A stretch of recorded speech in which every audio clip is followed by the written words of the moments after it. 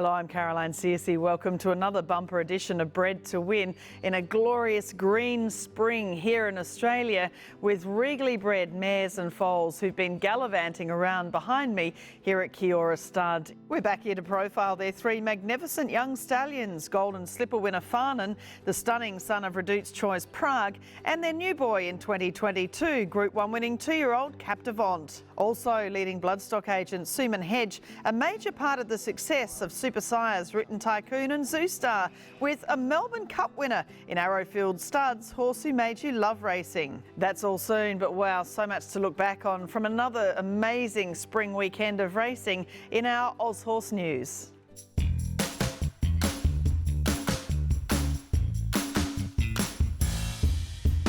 Big news through the week in the breeding industry was the sale of one of Victoria's great breeding operations and longest family-owned studs, Blue Gum Farm. Philip and Paddy Campbell created decades of success through the property, a farm that's been home to hugely influential stallions such as Encosta de Largo, Rubiton and No Alcoholic. Regularly the leading vendor at the Inglis Premier Yearling Sale, those results have translated to weekly success on the track through the likes of September Run, Behemoth, Semillon, Nanagui and so many more in recent years. The operation was sold to Trilogy Rural Investment, set up by Jason and Mel Stanning and Sean and Kathy Dingwall, who will now run the farm. Phil Campbell will still be involved in the preparation of the draft for the 2023 Premier Yearling Sale. Go, they're off and racing now. Saturday racing was highlighted by the Golden Slipper of the Spring for the 3-year-olds, a race that's developed a rich history already, the Group 1 Golden Rose Stakes at Rosehill Gardens.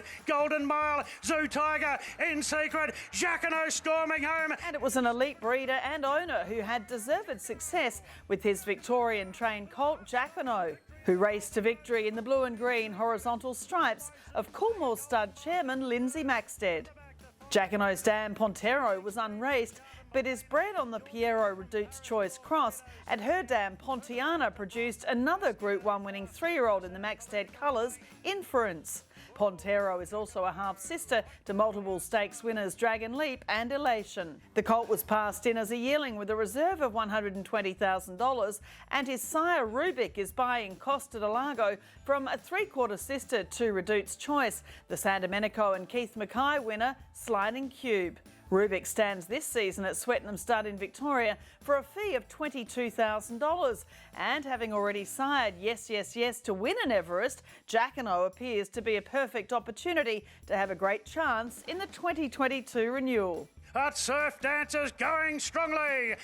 China Horse Club has another stakes winner in their now famous red and gold starred colours, this time a 6-year-old import in Surf Dancer, who took out the Group 2 Shannon Stakes and is now headed for the $2 million Big Dance.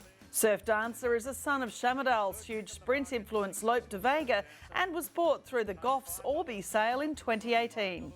Gay Waterhouse and Adrian Bott had a stakes double at Rosehill, with Acceleration Import Grove Ferry taking out the Colin Stephen Quality in the colours of Frank and Christine Cook. Coolangatta, 100 metres to go. Bella Nipotina wearing it. Star 2-year-old filly Coolangatta, a Jim Crack McLaughlin and Magic Millions 2-year-old classic winner, achieved a well-deserved Group 1 success at only her 6th start, taking out Friday night's Moonee Valley feature, the Moir Stakes, as a 3-year-old. The daughter of Written Tycoon is from the More Than Ready mare Piping Hot and was sold by John Muir's Millburn Creek for $280,000 to Kieran Maher Bloodstock at the 2021 Magic Millions yearling sale.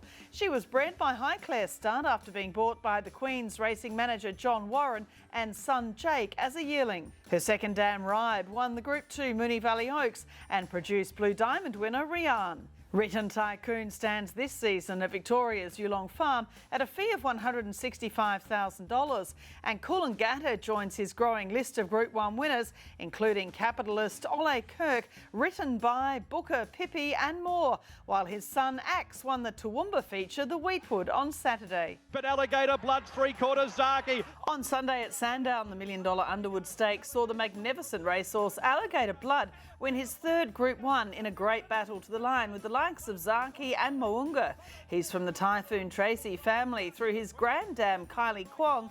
He was bred by his now owner Jerry Harvey and heads for the WS Cox Plate. Alligator Blood sire All Too Hard, the 4-time Group 1 winning half-brother to Black Caviar, stands at Vinery Stud this season at a fee of $38,500.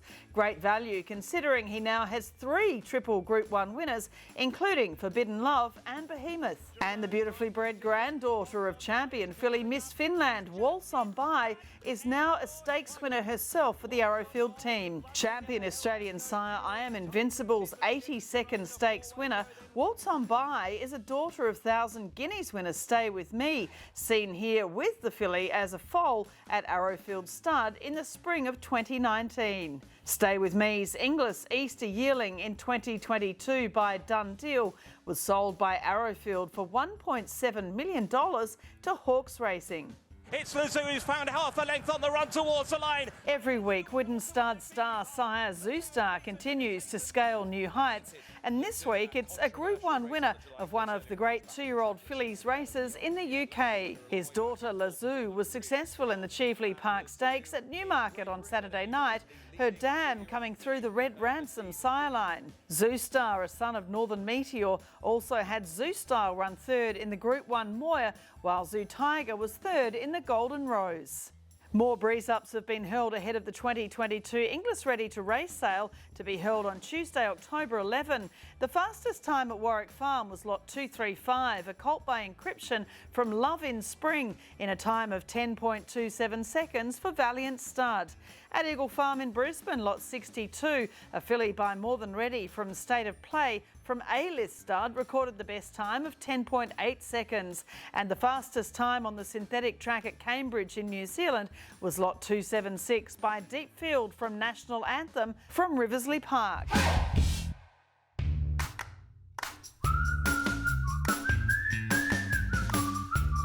Nimmerley the inside, Palazzo the outside. This week's star English graduate was the tough and talented mare Nimmerley, who ran out a So You Think Quinella with Palazzo in the Group 2 Golden Pendant at Rose Hill. Trainer Matt Smith is looking at backing her up in next week's Epsom Handicap. One of the nicer fillies I've got to sell to you in the sale, in my humble opinion, is this filly coming in by So You Think from Design by Zabeel. Nimmerley was a $270,000 English Premier yearling in 2018, bred by Bruce Neal's Crestfield and sold through the Milford Thoroughbreds draft to Randwick Bloodstock's Brett Howard. Already a Group 1 winner of the Queen of the Turf Stakes, Nimmerley is from the Zabeel mare Design, with her second dam Elegant Fashion, a rare filly to win the Hong Kong Derby. So You Think and Design met again last spring, and the result is a new colt foal, full brother to Nimmerley, safely delivered this season at Crestfield. So You Think remains as popular as ever at Coolmore Stud, looking to again cover a book north of 200 mares. Time for a break on Bred to Win. Coming up, the Cambridge Stud Performance of the Week and 3 young stallions with the world at their feet here at Ora Stud, Farnan, Prague and Captivate.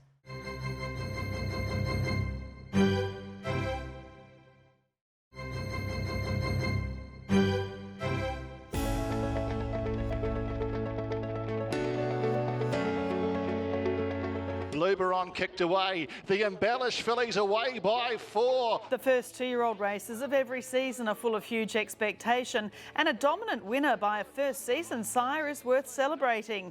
Our Cambridge Performance of the Week is courtesy of their young sire Embellish, as his daughter Luberon absolutely bolted in at Ruakaka in New Zealand's first juvenile race of the spring of 22. Luberon was bred and is raced by Brendan and Joe Lindsay and is from the Fastnet Rock mare Elegant Achiever. Embellish, a New Zealand 2000 Guineas winning son of champion sire Savabeel, stands this season at a fee of $4,000 NZ plus GST after covering a large book of 160 mares last year. With COVID over the last few years, the 2022 Stallion Parade weekend was the first chance for many breeders to lay eyes on Ora Stud's young stallions, Golden Slipper winner Farnan, Group 1 winning 2-year-old Champagne Stakes winner Captivate, and the Group winning son of Redout's Choice in Prague. And we've just had our own special private viewing for the Bred to Win cameras, including some thrilling first foals.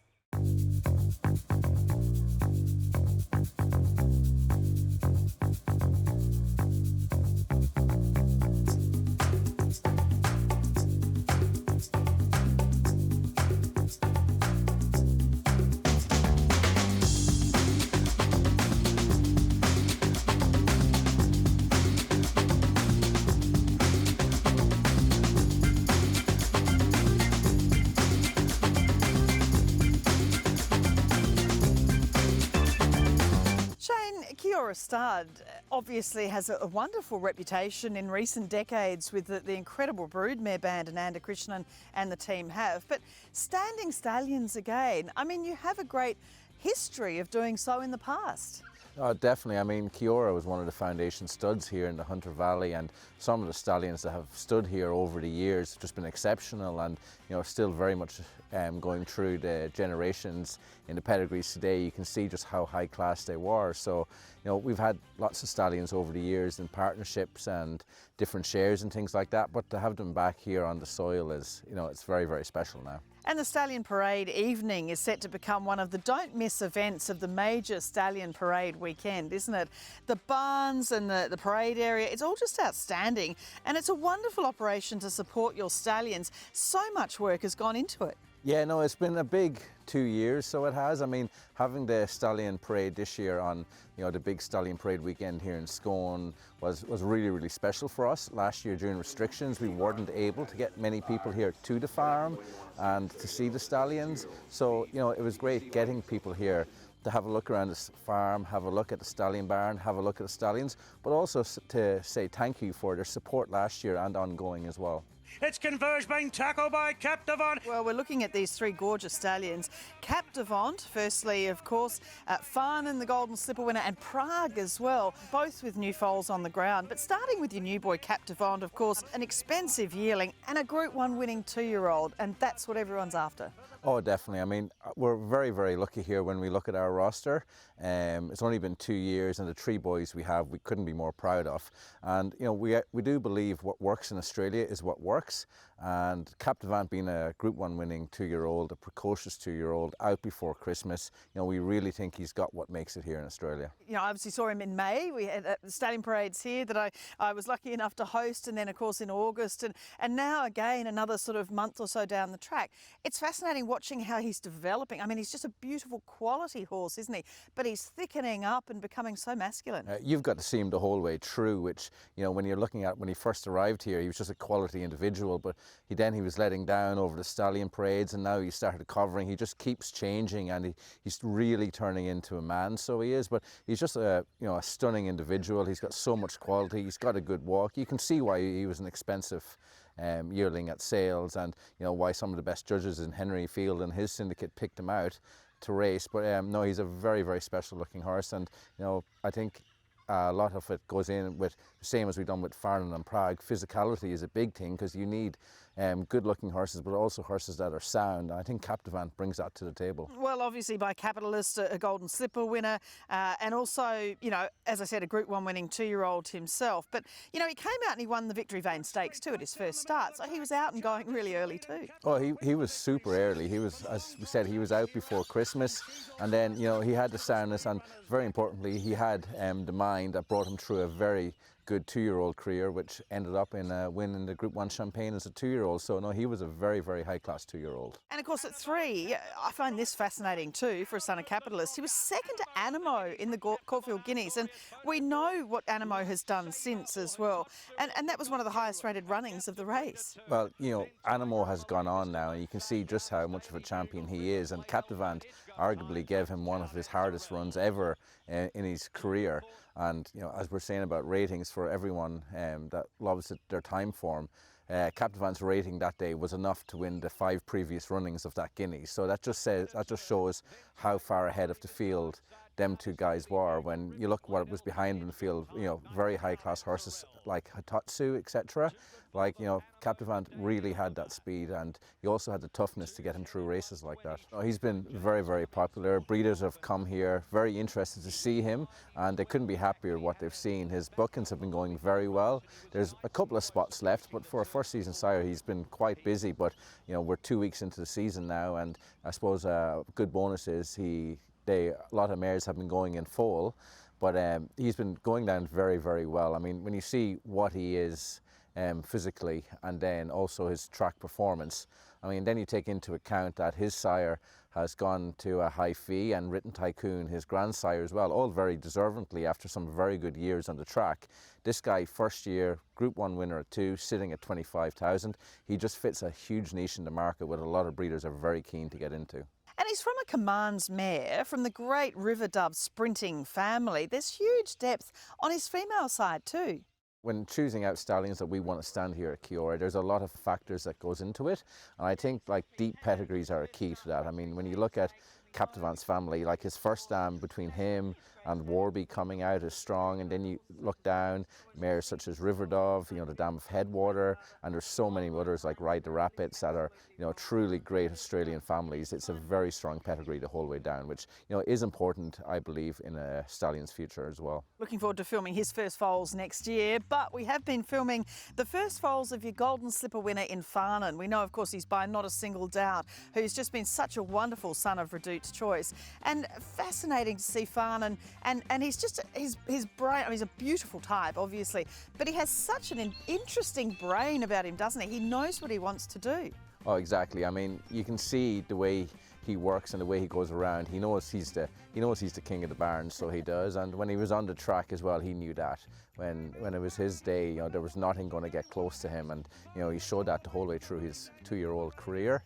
But you know, the feedback we've been getting off the foals, along with the ones that we've born here at Kiora, it's been really, really good. We could not be happier with the way they're coming out. And you know, traditionally second season stallions, you know, their numbers aren't as heavy, but everyone that bred to him first year wanted to come back to him. And now that there's talk getting around and people are seeing a lot of his foals on the ground, he's just been very, very popular. And we've been quite lucky, really, because for a second season stallion, we had him booked full, you know, before the start of May, and that's where he's remained with a very, very good book of mares booked to him as well.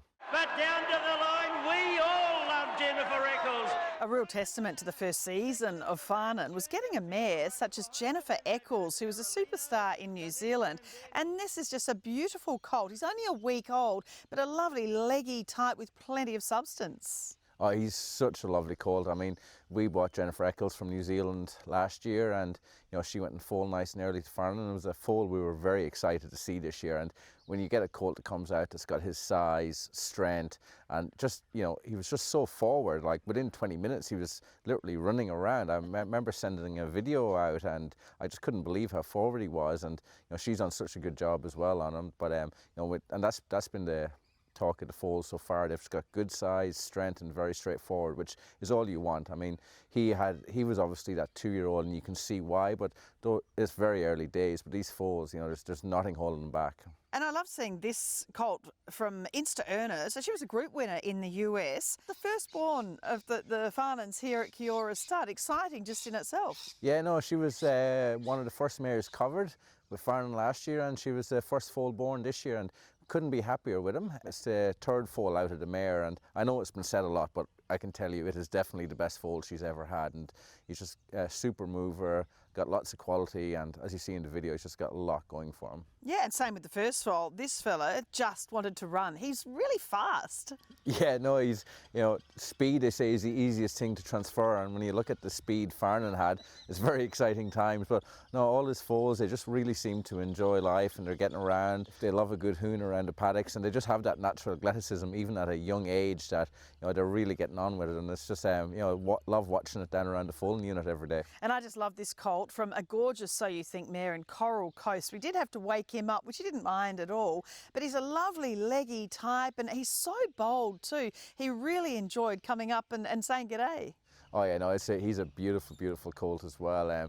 She's a beautiful mare, and you know, she was a very talented mare, and you know, lovely. It's really nice to get mares like that to Farnan in his first year, because they're the sort of mares that can really make a stallion going forward. And you know, this colt has got good size, he's got strength, he's got quality, and yeah, he has that little boldness about him. He'll come up to you, and he'll make sure you don't miss him any morning. You have a good look at him. So no, we're very happy with him. Last year, we were very happy with the mares he got.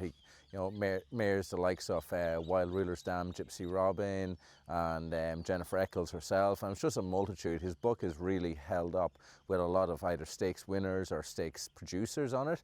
And I say, as a first season sire, we're unbelievably happy with his book, but going through it this year, so sounds a little bit funny to say in his second year, but the mares he's got lined up this year, people have really got behind him. Some of the best breeders in Australia have booked in multiple bookings, and that's something really positive to see, because you know they're reared the best they possibly can, they're out of the good mares, and they'll get every chance going forward. But you know, this year we bought some nice mares for him ourselves, the likes of Keysbrook, so the dam of She's Extreme, so that'll be a 3/4 in blood to She's Extreme herself.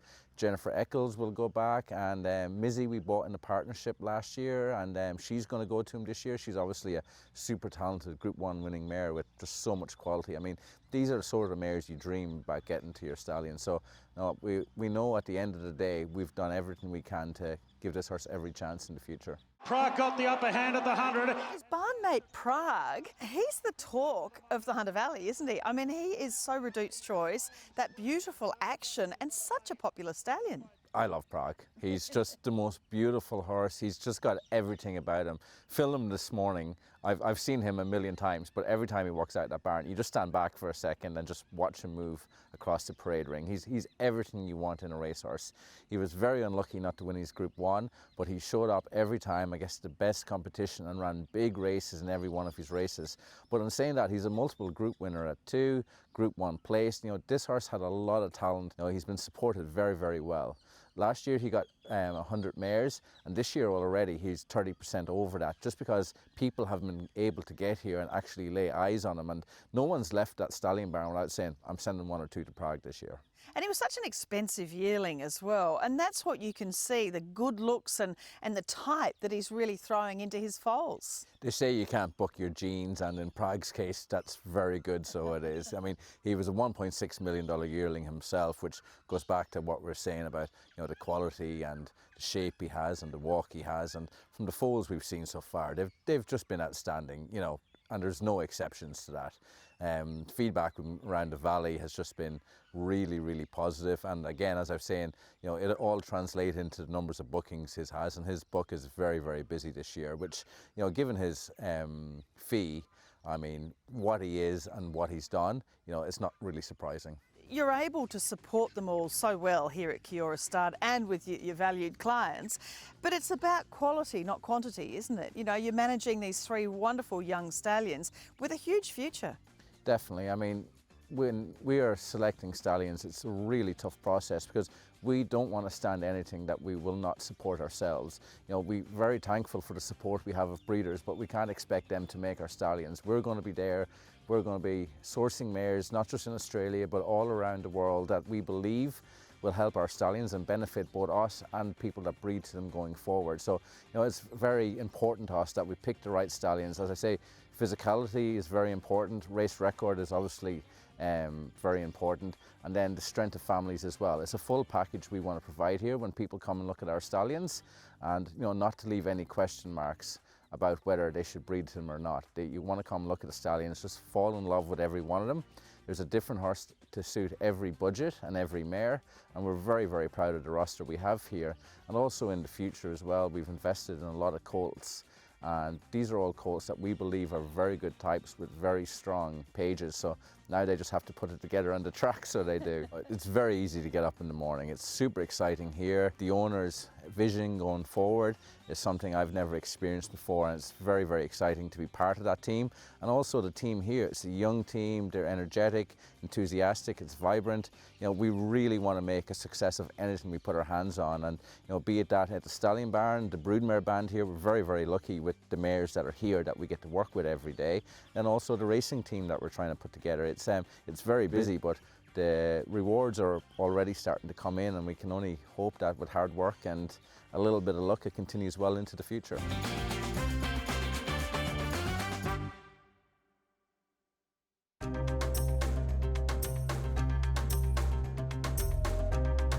G1 Goldmines analytics this week focus on Kiora's first season sire Captivate through his sire Capitalist and his dam Speedboat, who's a daughter of Danehill's prolific winner-getter Commands, and going back 5 generations. Similar crosses exist in stakes winners Tycoon Tara, music magnate, booker and finance tycoon, and the common denominator with the Capitalist and written tycoon line crossed with Danehill is speed, in particular around the 1200 metre mark. When you look at the stakes winner to run a records of of mares by these Danehill line sires other than Bel Esprit, that percentage goes from around 3 or 4% to up to 50% when crossed with Capitalist, improvements running into percentages in their thousands. These are just 5 examples of how Capitalist can boost the profile of mares, with the expectation his son Captivate can have the same effect on his own offspring.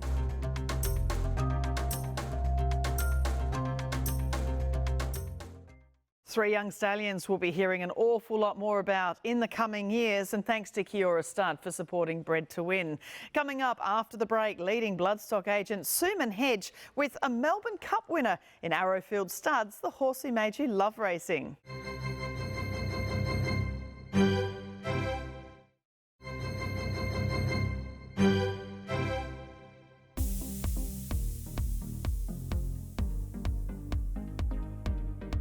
My horse that made me love racing is Attalac.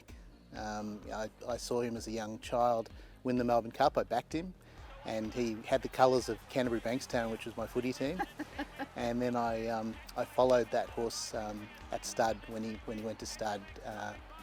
Almost like a stalker, watching all of his progeny go through, and he was a very successful stallion. So he was the horse that really brought me into the sport. Yeah, it's fascinating, isn't it, how you equate it with a club's sporting colours. I'm sure Sheikh Hamdan and Shadwell Estate would love the Canterbury Bankstown colours. But, it's so interesting, isn't it? Because he had, he was one of those beautiful imports in the early days, wasn't he? Gorgeous looking son of Roberto. And, of course, the Hayes team, were really at the peak of their powers. Absolutely, yeah. He's an incredibly versatile horse. People, when you look back on what he achieved, he not only won a Melbourne Cup, ran second in an Australian Cup, and he won an Ora Stakes. Horses just rarely do that these days. And then at stud too, probably from lesser opportunities, he turned out to be one of the best stallions. And if you look at a lot of pedigrees today, he appears in a lot of the female lines of some really nice horses that have made an influence. So he's been a very important horse. Yeah, that's something that when you're doing pedigrees, when you're buying horses yourself for clients, that you actually, you'll see it in a catalogue page, you go, oh wow, have an extra little look at that horse? Yeah, it always brings a smile to the face when you see him, because I know personally I wouldn't be in this industry without Attalac, because it really made what was a mild interest become something that was a major passion for me. So I love that horse to bits. So I wish he was still around. I'd go and give him a big hug.